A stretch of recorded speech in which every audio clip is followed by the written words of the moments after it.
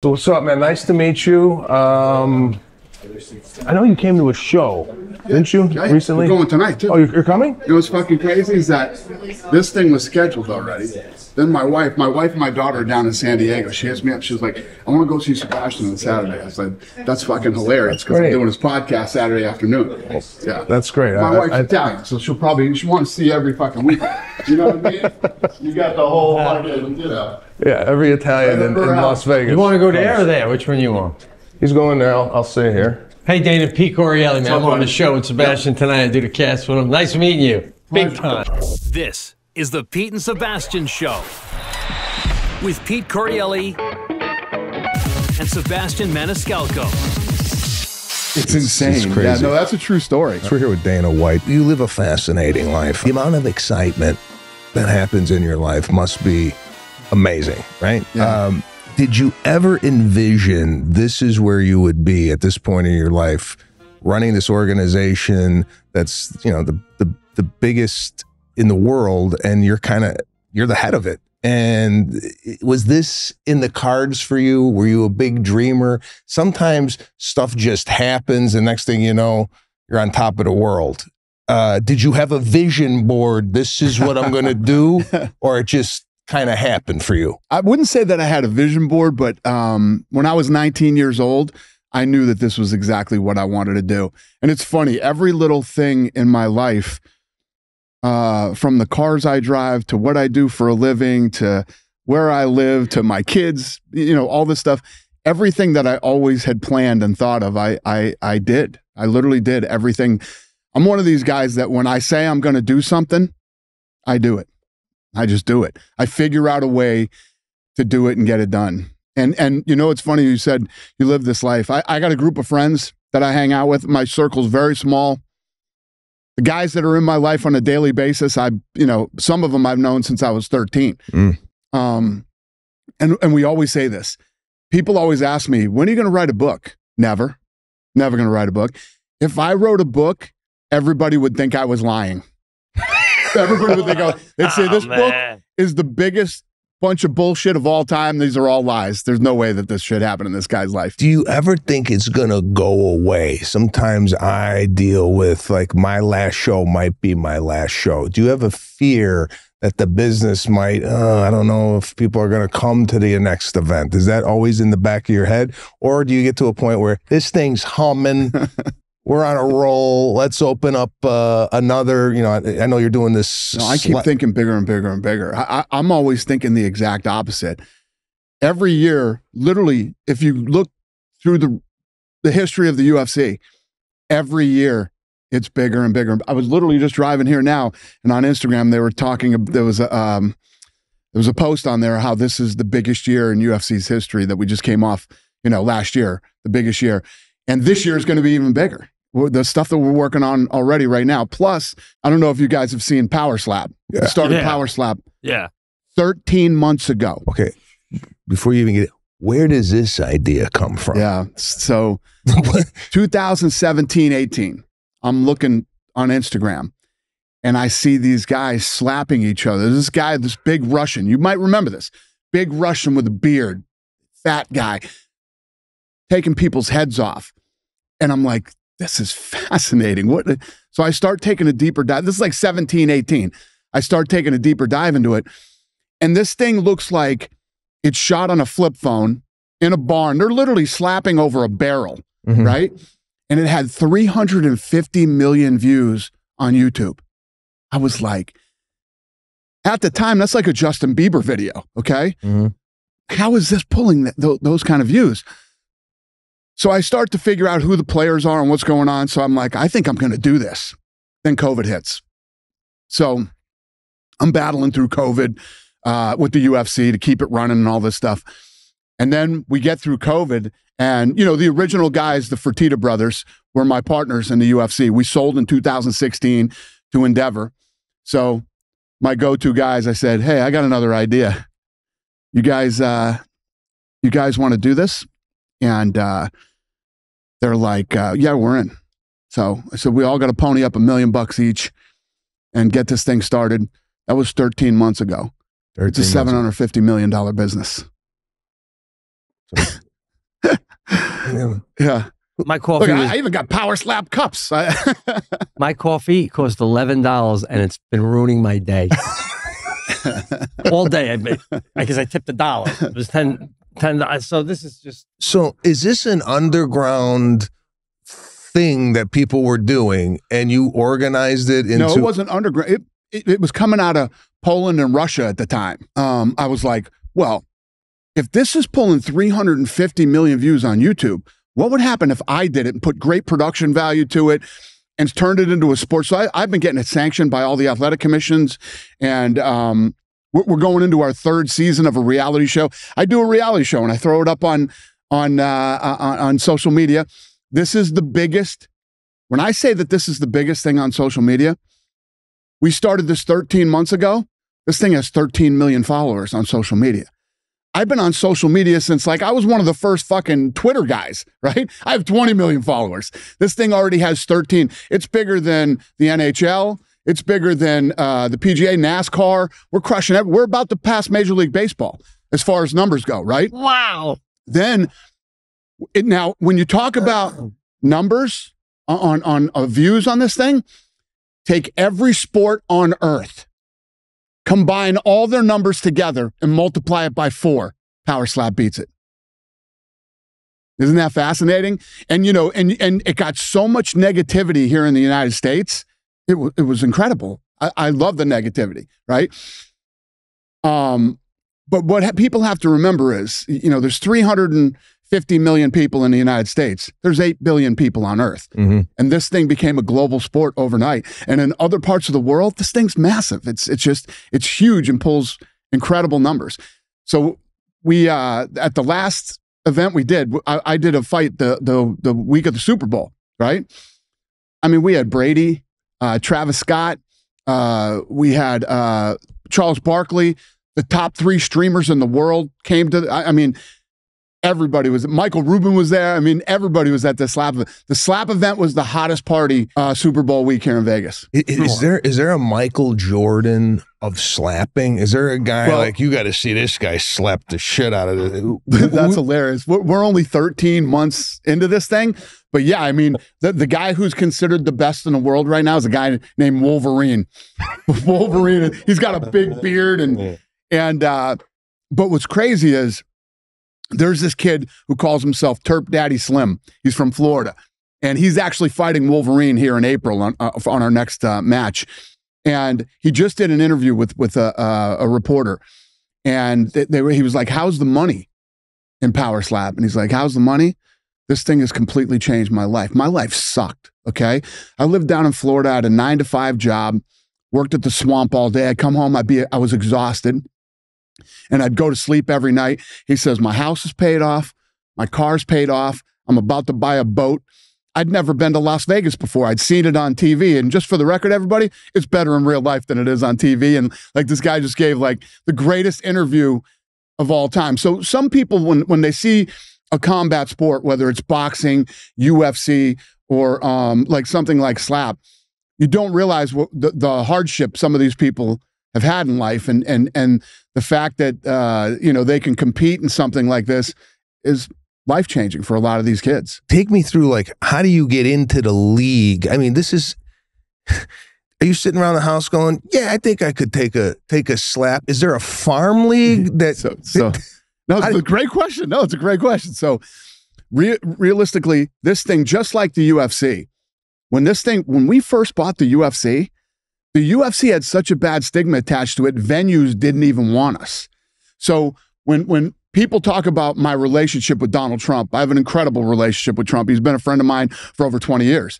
So when we first started, venues didn't want the UFC. Now, when you think about this, it's hard for people to wrap their head around it. We've broken every venue record on earth. We literally just did Miami again. We just did a $14 million gate. We were the #1 gate. We just broke our own record. In Madison Square Garden, think about Madison Square Garden and what games and sports and everything that's happened there. The Stones, we're #1, #2, and #3 all time at Madison Square Garden.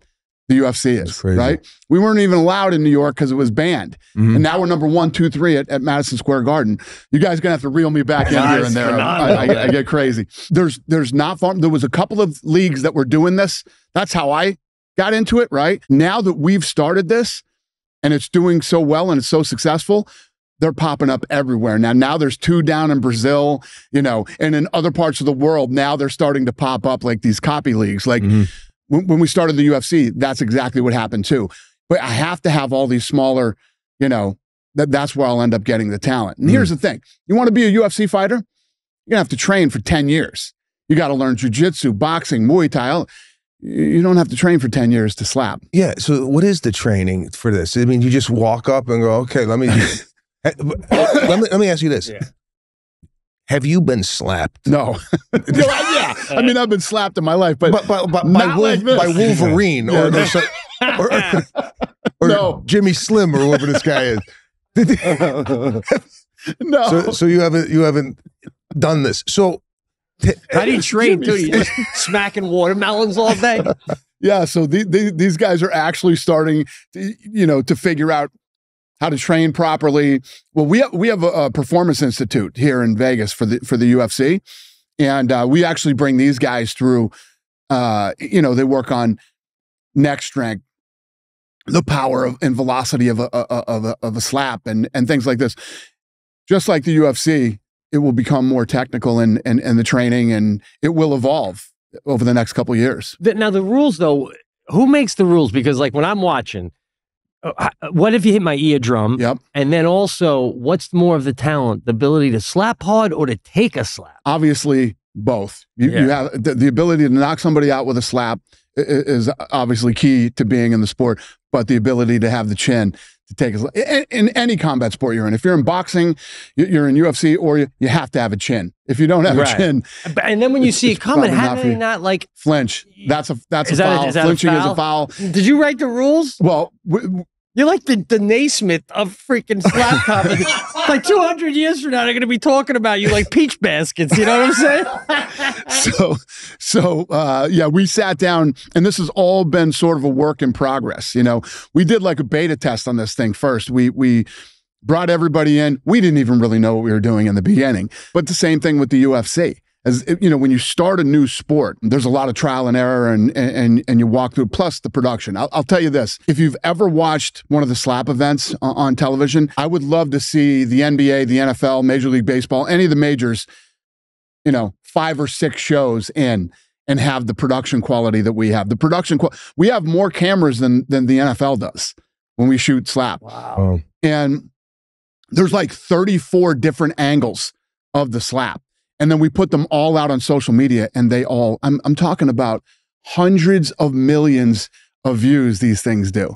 It's incredible. It's been a fun ride. Okay, I don't necessarily know the rules, but if you get slapped and you fall down, is there a count? You have a count of 10 to get back up. Oh, you do. And the referee can assess whether you can continue or not. Can you switch cheeks? Well, that's up to the slapper. The guy who's slapping says right hand or left hand. Oh, okay. So it's up to the guy slapping. And now, is it possible that someone can take a hit better on one side than like, oh, I know so-and-so can't take it from the left? I don't think so. No. All right. See, I'm ahead of you, bro. You either got the chin or you don't. You do, right? All right, fair enough. I can take it from the right. From the left, I'm a pussy. But from the right, I'm old man. All right, guys, this podcast is sponsored by Schwank Grill. All right, you guys have to check out this grill everyone is talking about. The Schwank Grill heats up to 1,500 degrees to grill the juiciest steak you ever tasted in as little as, get this, 3 minutes. At 1,500 degrees, you get the perfect sear and create a delicious crust on both sides of the steak. I got one of these grills.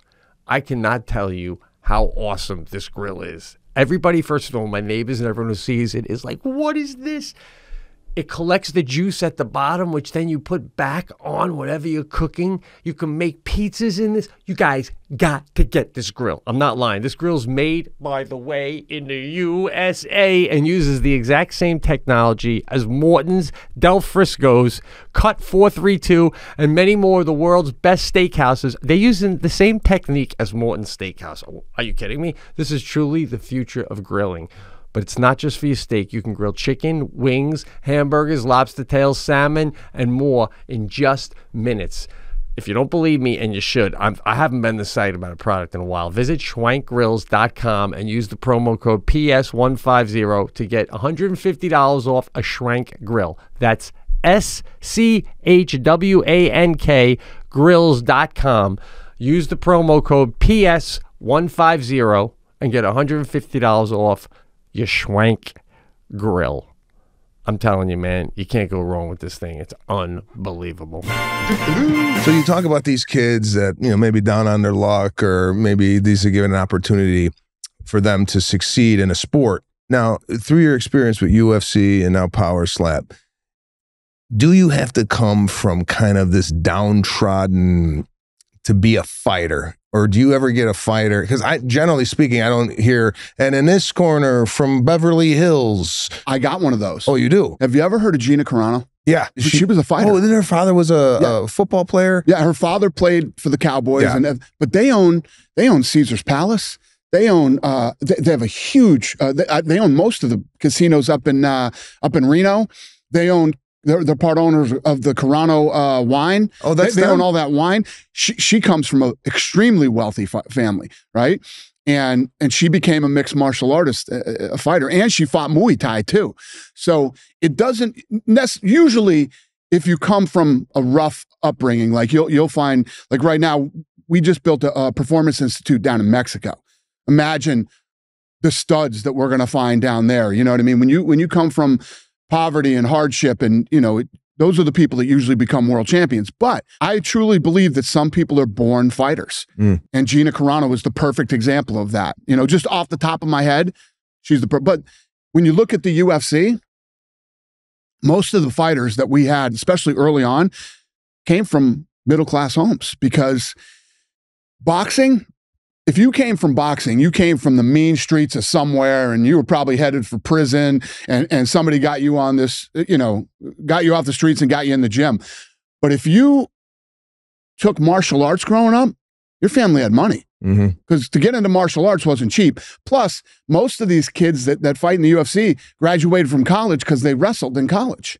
So completely different backgrounds from MMA to boxing. Now, we were talking about Vegas earlier. You're a resident here. You went to go to the Sphere, and as soon as you came out of there, I think I saw you on an interview saying, I gotta do something in this place. And if you can't talk about what you're planning, I understand that. But for me as a comedian, I saw that and I go, the screens are something that I really couldn't use in my production.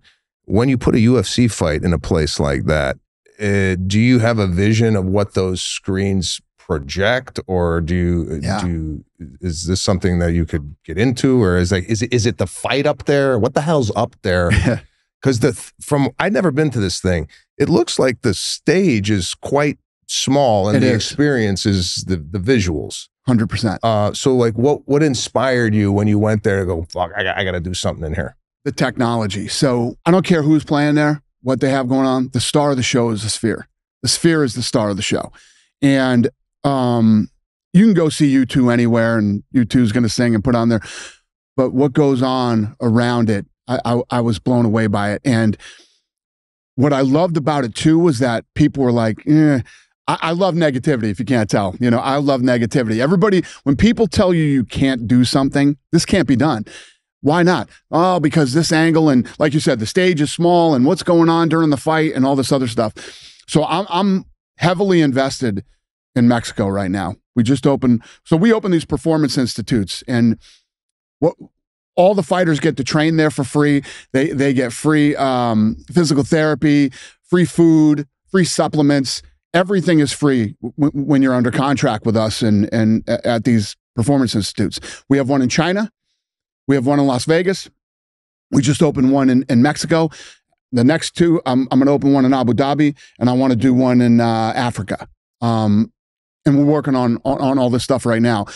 Now, the one in Mexico, I'm not looking for athletes to train there. They can and whatever. I'm looking to bring kids in off the streets to come in here and learn how to fight, learn jujitsu, learn how to diet the right way, get physical therapy, all the things that would basically, not everybody that comes out of this thing is going to become a professional fighter, but they will in some way, shape, or form touch the sport in the future. Sounds like the Mike Tyson method. You know what I mean? Like get them young, get them off the street, and bring them in and mold them into lean machines. You can impact these kids' lives. You know, most of these kids that are in that street life end up dead or in jail. So if you can bring these kids in and show them, teach them something, and show them that they can actually become something in life, and you know, and not to mention the fact that the history of some of the baddest motherfuckers that have ever walked the face of this earth have been Mexican. You know what I mean? When you think about boxing's history. So we're down there, and I'm driving to the arena. This is no bullshit. I'm in a bulletproof SUV in Mexico City, right? Now, let me get into this. Is this something that's discussed in the States where you go, listen, I'm going to need a bulletproof van? Or do your people go, listen, it's so dangerous there, we're getting a bulletproof van? The security handles that stuff. Okay. I didn't even know we were getting in a bulletproof thing until you go to open the door and you realize how heavy the door is. Yeah. I mean, listen, would that scare you when you open the door? Right. And you don't even know that it's bulletproof? Right. I'd be asking questions, guys. What's between here and the venue? Where are we going? I know. You tell your wife you're in a car with bulletproof windows, and like, you know, I mean, just everything about your life is like Tom Cruise-esque. So we're driving to the venue, right? And traffic down there is insane. So you're in this traffic, and all of a sudden we drive by a playground. Traditional playground. They got the swings and the monkey bars and this. There's a boxing ring in the middle of the playground. Wow. Oh, wow. That's how ingrained combat sports and boxing is in Mexico. In the middle of the fucking playground. I was like, this is the coolest thing that I've ever seen. Well, that being said, you in this industry, and there's all these different sports you could participate as a child, you having kids. Do you recommend, I got a 6-year-old and a 4-year-old son.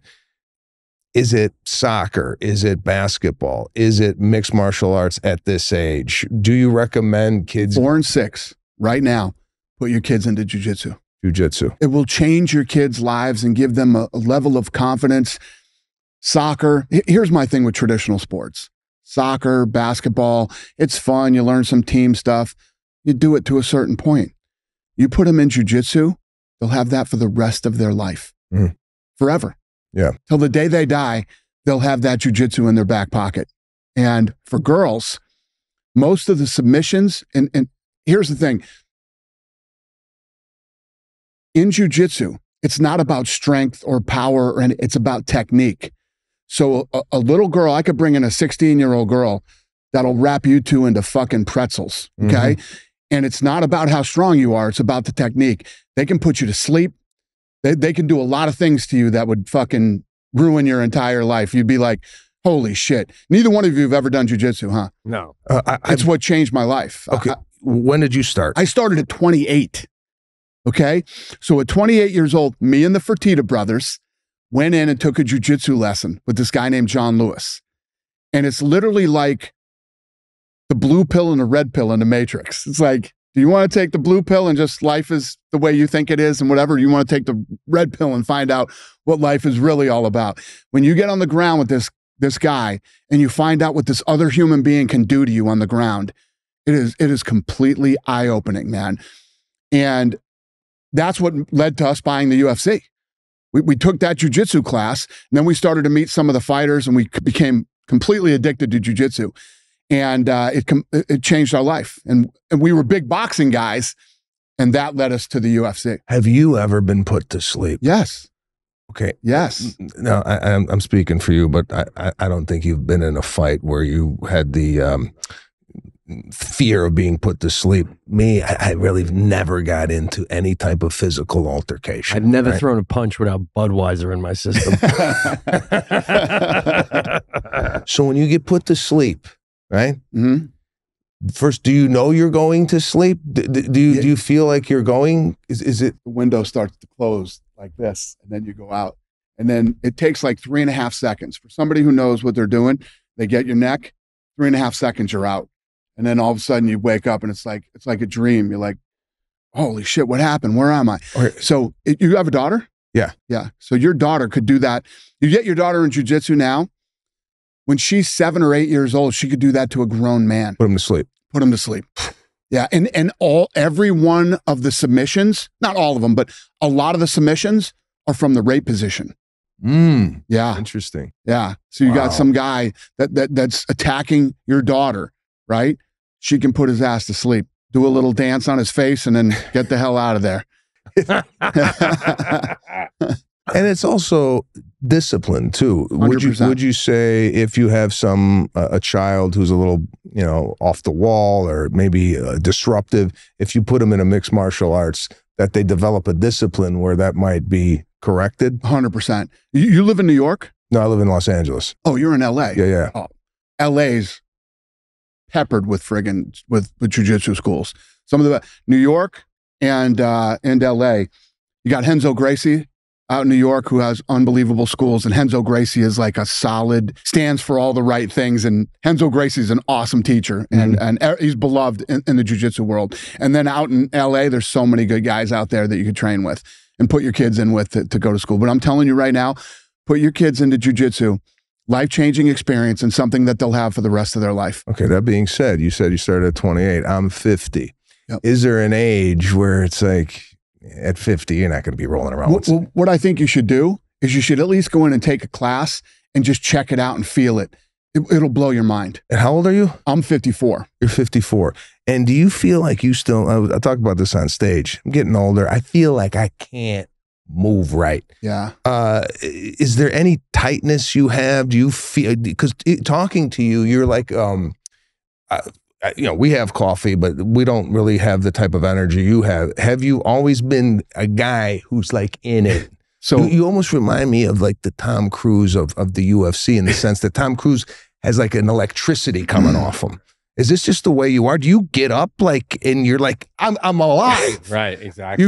Right? I mean, you having a premiere for the slap competition and you're already thinking about the next thing while everyone else is enjoying the slap. Right? I mean, when do you enjoy Kenny Bunkport, bro? I am definitely not in Kenny Bunkport. I'm up in the sticks in Bangor, Maine. Like Ray LaMontagne territory? I'm up in the sticks, yeah. Wow, it's like hillbilly heaven up there. I got everything. I got fucking muscle cars and guns and flamethrowers. I got all that stuff up there. I'm definitely not in Kenny Bunkport. So 2 years ago, I met this guy named Gary Brecka. I don't know if you guys have heard of him, but this guy completely changed my life. Now, 2 years ago, I used to call this hippie shit, like the hippie shit. Then COVID hit.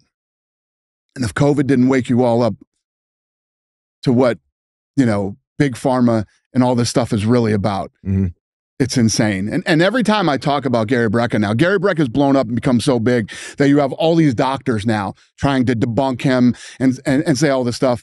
And I'd have been one of the debunkers 2 years ago too.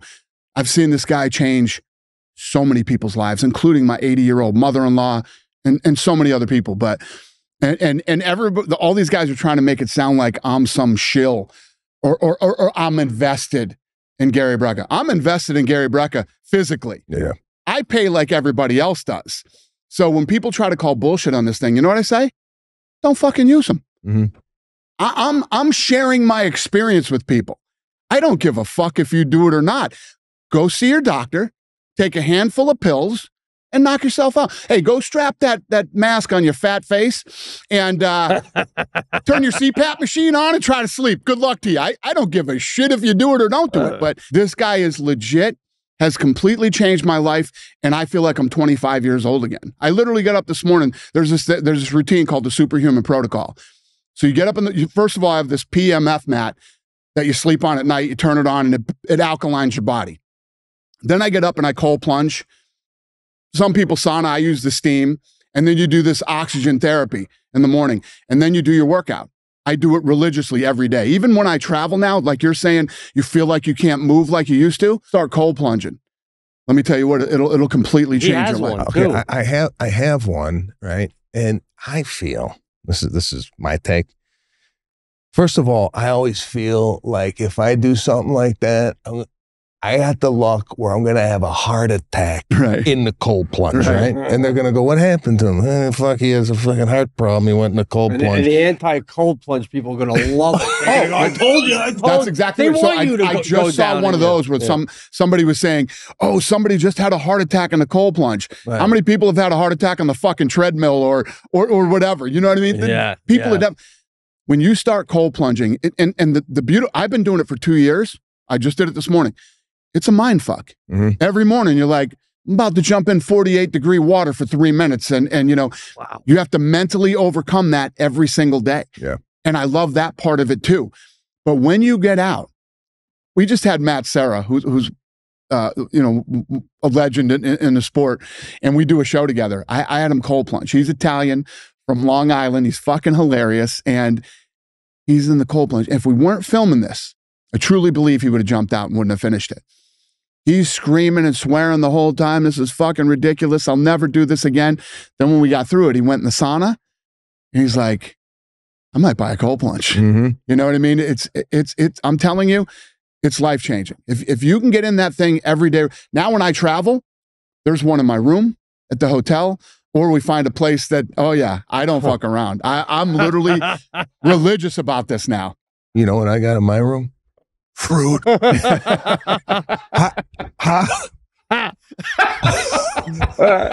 So you actually they have a cold plunge here in the spa. Oh, they do? Yeah. Oh, okay, good to know. The wind.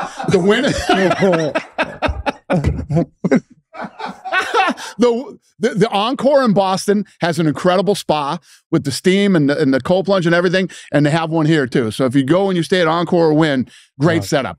Okay, so take me through the cold plunge when you travel. How does this? What do you mean? There's one in your room? This is not like they're bringing up a stationary bike. This is a refrigerated or a freezer, basically. Yeah. So they take, you know, my assistant calls ahead, and they set up in the bathroom a cold plunge at every hotel that I travel at all over the world. You must get up at 4:45 in the morning, right? No, I don't. I get into my office every morning at like 8:30, and what time are you up? I start my day. This whole. I don't sleep much. Yeah, I don't sleep a lot. You and our future president, you guys are on that like. He's machine. A savage. No, that guy. Yeah.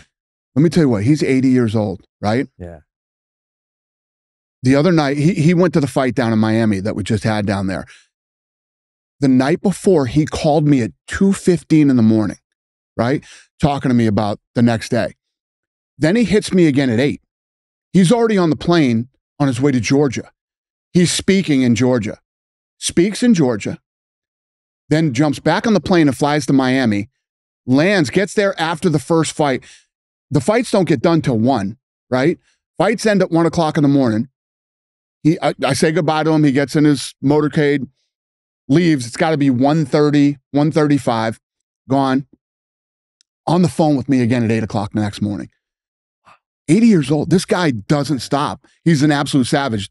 I truly believe this. You know, he's never drank in his life. Yeah. Never had a drink in his whole life. Yeah. So I don't know if that has something to do with it, but unbelievable. He's a savage. You know how much a photo would be worth of him sleeping in a bed? just like this. Like $1 billion, right? I mean, I don't think he does it. Wow. So you're a businessman, and do you find it hard to find good people to work for you? And is there a method or something you could advise us or our listeners how to find people that have the same kind of passion and vision you have? Let's say you start Power Slap, right? You're going to need people. Right. Where do you go? What are you doing? How do you hire these people? What are you looking for in people? Such a great question. If you ask me what you think I'm actually good at, probably the thing that I'm good at is building a really good team. So since day one, when we bought the UFC, one of the things that I've really been good at is building a really good team around me. Normally what I look for is lawyers. If you can find a really good lawyer, they actually work really well in business, you know, and they make sure that you don't do stupid shit. You don't end up getting yourself in trouble. And traditionally, even the guy there's a guy named, you'll like him, Frank Lemacella from New York. Oh, sounds great. Frankie Lemacella from New York is actually the guy that I brought in. He was an attorney at a law firm that did some work for us. He's the guy, actually, he's the president of Power Slap. There's another guy who I brought in who was my right-hand man at UFC. In 2016, we sold to Endeavor. Was that always the goal, by the way? Was it to sell to? I didn't want to sell. You didn't want to do it. The Fertittas were ready to get out, so they wanted to sell. I would have never sold, and I would have stayed in business with the Fertittas for the rest of my life. So now that it's sold, was there something in the deal where you're still a part of it? Yeah. Well, wouldn't sell unless I stayed. Yeah. So the brothers sat me down. They're like, "Hey, we got some good news. We're going to sell it. Yeah. You're staying." Okay. If you notice, there's two things I surround myself with: lawyers and Italians. You notice that? Everybody's last name. So with the Fertittas, the Lemacella, we sold in 2016, and it was almost like a Microsoft type deal. A lot of people in the company had a piece. So everybody made a bunch of money, and everybody took off and retired. So I had to rebuild my team. And, there was actually a kid who was an intern for us. He interned and then became a lawyer, and his name's Hunter Campbell. So I actually took him away from the law firm, brought him in to work for the UFC too. And my head of PR, she's not here today, but she's like my right-hand girl. She's incredible, best head of PR. You build a team around you, and then you build your team. We have like 500 employees. We have the best team ever. These people are all love the UFC as much as I do.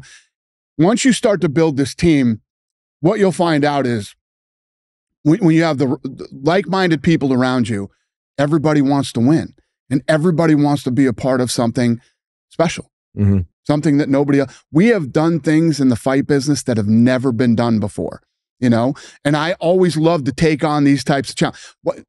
We just came off a record-breaking year, right? And we're going to break that record this year. Why would I want to take on the Sphere? Why do the Sphere? Right. I can break records at Madison Square Garden and all these other places because everybody thinks it can't be done. And that I know when I do it, what I do over there will never be done again. No other combat sports group will ever be able to accomplish what we're going to do in September at the Sphere. These are the type of things that I like to do. And I like to push the team and challenge the team. When they come to me and they say, "Yeah, we can't do this." You know what I always say? It's 2024.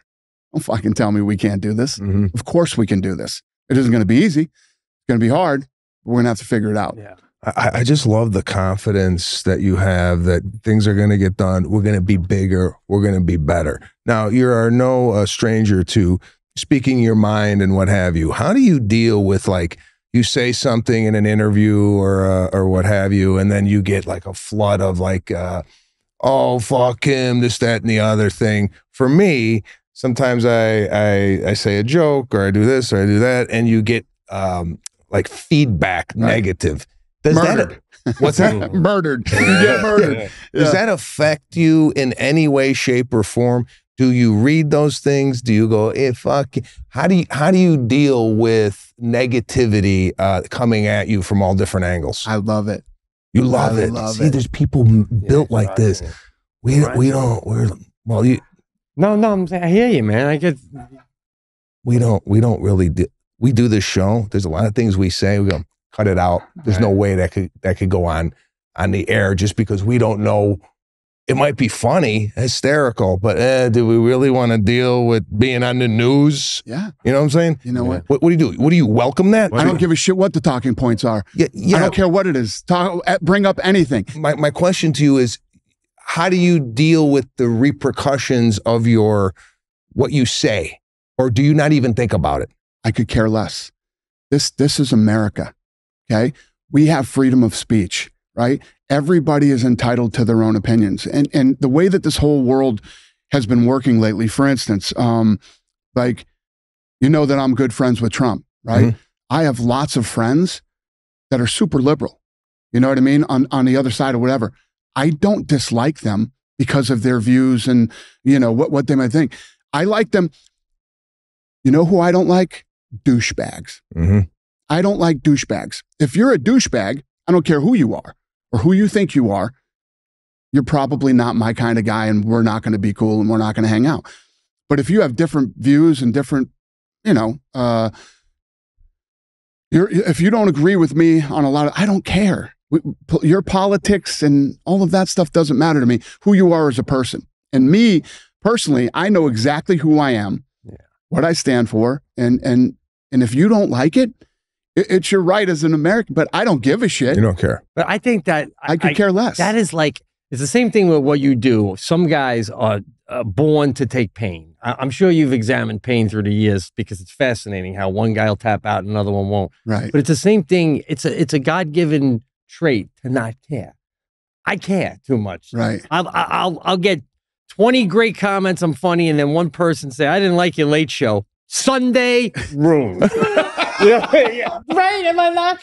But it's a built-in. You're born with it, man. It's a gift. It's a gift to like let it roll and truly. And it's not an act. It doesn't bother you. I've read a lot of things about people on their deathbed. I'm fascinated by when people are dying. Right? I'm not afraid to die. I have no control over when I'm going to die. I mean, you can take care of yourself. We could get hit by a bus. We could be in a car accident. All these different things can happen. But one of the things that I've seen about people who are dying, one thing that was across the board that everybody said on their deathbed, I wish I cared less about what people thought of me. God damn. Right? Yeah. Isn't that fascinating, though? Yeah, it really is. It's not like I wish I would have worked harder or spent more time over here. Across the board, everybody said. But what about like I'm at the airport the other day and there's a guy sitting Indian style on the floor using the seat as a table to eat his fucking sandwich. He should care. Right. He should care what people think. Right. So it works bad too sometimes. You know what I mean? You got a lot of white trash out there, Dana, that should give a shit. So where's the balance? I don't disagree. You know what I'm saying? But that's the thing in this world right now. There's so many, and because of this. Yeah. Because of this, everybody has an opinion now. Oh, yeah. You never had to hear that shit, 20 years ago. That stuff didn't exist. The iPhone didn't exist 20 years ago. So there's a lot of things, Instagram, Facebook, TikTok, none of this stuff existed 20 years ago. So it's all changing. And there's two different ways to look at it. This is the worst thing to ever happen to people and the best thing to ever happen to people. Yeah. You know what I mean? If you care too much and people's opinions of you matters that much, you definitely should stay off social media. Mm-hmm. I love social media. I love the negativity. It fuels me. It feeds me. Oh, man. And tell me I can't fucking do something. Tell me I can't. I love that stuff. That's what gets me up in the morning. I feed off that. Yeah. I love it. Wow, man. I love proving every fucking loser on this thing wrong. It's one of my favorite things to do. I love that attitude. And you're so busy with the UFC and all this stuff. And you said you got a family. One of the struggles I have is, I got 2 kids, 4 and 6. They're camping with their mother this weekend. I'm missing that. Right. And I feel like, I'm here in Las Vegas doing this and I maybe should be with them. Do you struggle with family time and business time, or have you worked it out where it's dialed in? Or here's the thing: you have to, when you talk about balance in your life, right? My wife's Italian, so she's hardcore, and she's on me. You can't miss this, you can't do that, and sometimes you can't, but other times you have to. So you have to sort of, balance it out. For the few things that you will miss, look at the life that you're providing for your family. Mm-hmm. You know what I mean? You could be digging fucking ditches somewhere. See, right now, I'd be going, people that dig ditches are not going to like that you just said that. But people who dig ditches get it. Yeah, you're right. Turp Daddy Slim that we were talking about earlier was just talking about the life that he is now providing for his wife and how their life has changed. Yeah. And I'm not shitting on dig ditchers. No, I know you're not. I know you're not. Ditch diggers. At all. You could be working that 9 to 5 and you're trying to make ends meet and you're missing fucking everything. And guess what? There is no camping vacation, or maybe you can get one in a year or whatever. You have to look at it realistically and say, I'm going to miss a few of these things, but look at what I'm able to do for my family. Right? Yeah. But you want to make sure that you're at as many of those things as you could possibly be at. And not just for your family, but for yourself. Cats in the cradle. That's it. You don't want to be that fucking guy. Yeah. Remember Cats in the Cradle? Yeah. He don't even know who Harry Chapin is. Yeah. He likes music without lyrics.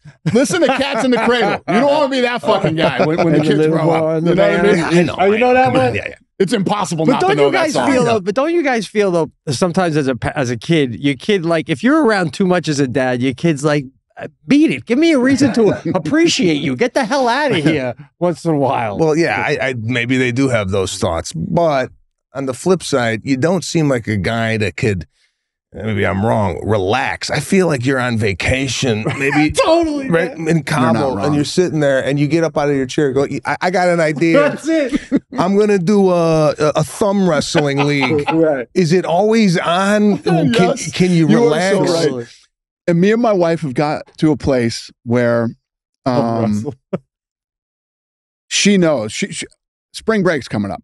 Okay. So my sons right now will be 22 and 23 this summer. My daughter's going to be 18. She's a junior. She's about to be a senior next year, and then she's going to go to college. And I do not like Costa Rica. Not a fan of Costa Rica. I just don't, I went down there. I don't like alligators. Okay. Crocodiles and alligators are a fucking problem for me when you're around the beach. All right. So they want to go to Costa Rica. And I'm like, guys, no, I don't like Costa Rica. Well, we got to go down. My wife's like, you got to come down there with us for spring break. I said, how many days? She doesn't want to tell me how many days. She doesn't, because my wife wants to go places 14 days. Yeah.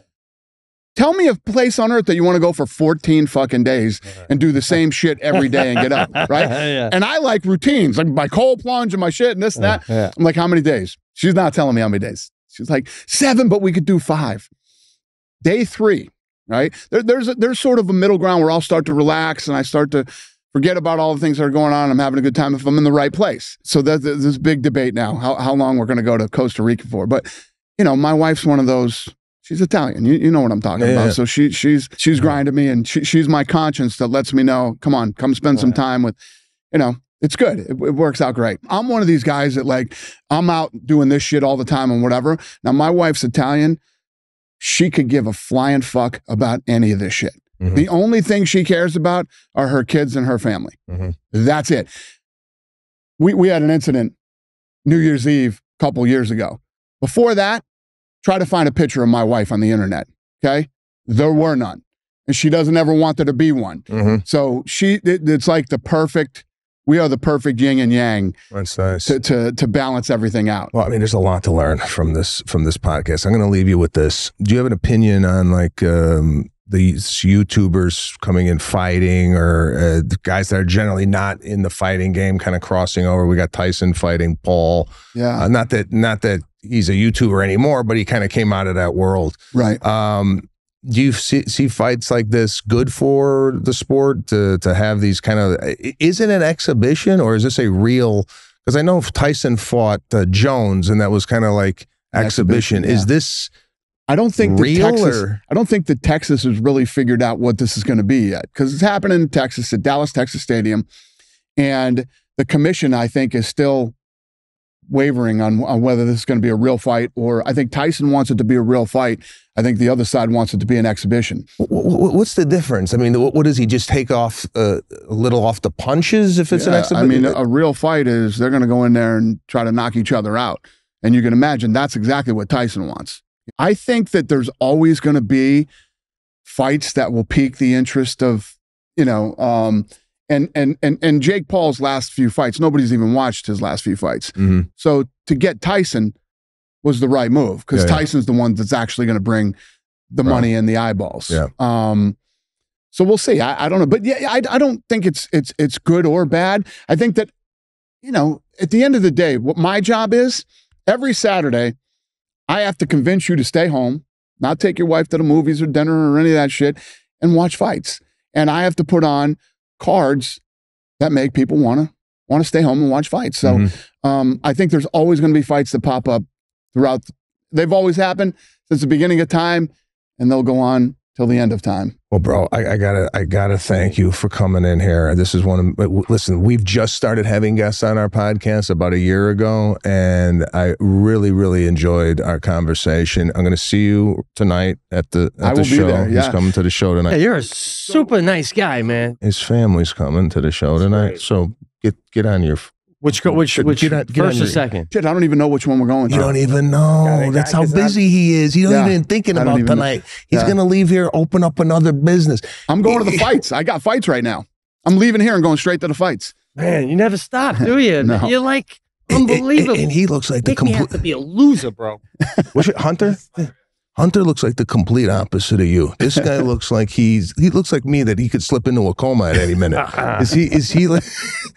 Is he always this relaxed? No, Hunter is brand new. Hunter's brand new. Okay, cool. Okay, so step it up. Thanks to everybody for watching the Pete and Sebastian Show. Dana White, thank you again for joining us, and we'll see you next week.